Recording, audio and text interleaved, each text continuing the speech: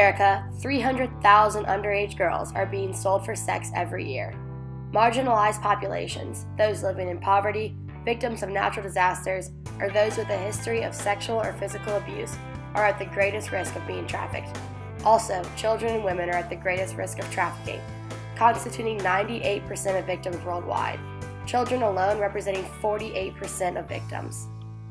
American culture tends to view sex trafficking as a foreign issue while ignoring the domestic prevalence of sex slavery.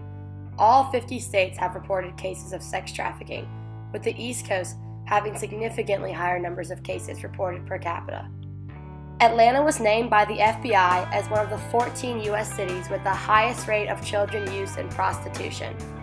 Atlanta's underground human trafficking economy has an estimated value of at least $290 million, with the Atlanta airport listed as the #1 sex trafficking hub in the United States.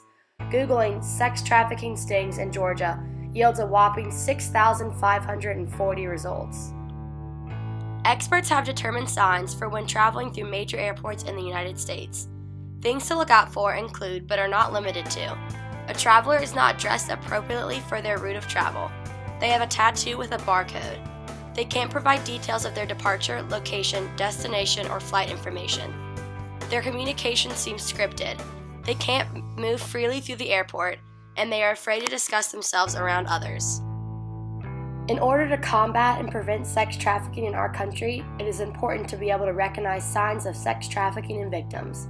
Some of these include fearful of police or authorities, fearful of the trafficker, believing their lives or family members' lives are at risk if they escape. Exhibit signs of physical and psychological trauma. Examples include anxiety, lack of memory of recent events, bruising, or untreated conditions. Fearful of telling others about their situation. Unaware that they have been trafficked and believe they are simply in a bad job. Has limited freedom of movement. Financially insecure, unpaid or paid very little. Limited or no access to medical care. Seemingly in debt to someone. No identification or mentions that someone else has their identification. Regularly moves, relocates to avoid detection. Because sex trafficking is a major issue in our society, many well-known celebrities have become advocates for ending trafficking. My day job is as the chairman and the co-founder of Thorn. We build software to fight human trafficking and the sexual exploitation of children. It does not require celebrity status to make a change. Change comes when a society as a whole recognizes sex trafficking as a serious issue.